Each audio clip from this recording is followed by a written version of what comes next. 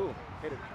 Coach, obviously disappointing start to the, just your overall assessment, particularly to the words that you just said to the team. Yeah, obviously disappointing performance with the bat.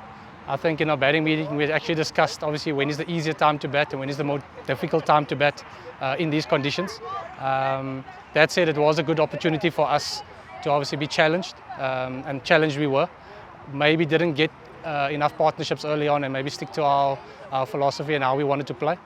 I think the assessment of the conditions are definitely going to be key. So out of every performance, there's always going to be some key learnings, and we'll definitely take what we can from today's performances and make sure that we're building up and peaking at the right time. So yeah, disappointed with the overall performance, but it showed us the pathway to how we can progress.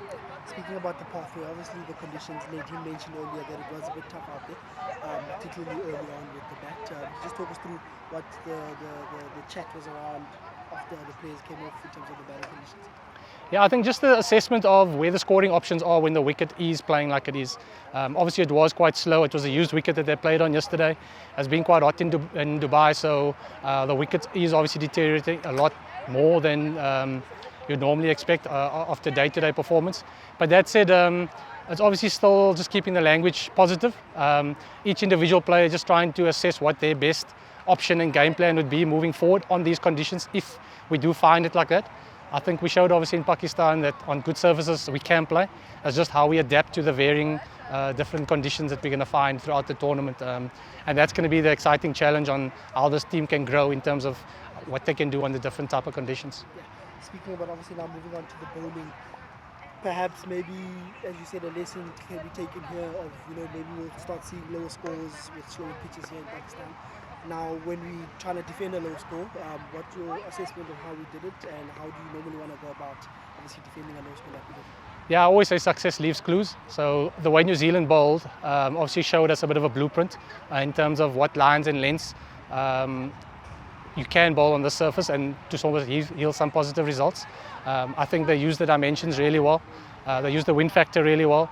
And I really just think their lines and lengths and their plans to individual batters were really good. So yeah, we'll take those lessons from today's game and move forward. And just lastly, obviously, this is the first of two warm-up games, India on Tuesday. As the batting unit, as the coaching group, what's sort of the approach in these warm-up games? I know you mentioned that it's about obviously getting out there, getting minutes on your feet as well, but what's the overall approach and strategy that we're going into these warm-up games, making sure that we're right and ready for Friday?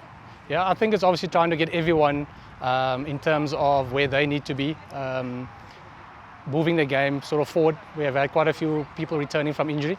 So obviously they're trying to find a bit of form, trying to find a bit of rhythm, and giving them as much opportunity as possible to do that.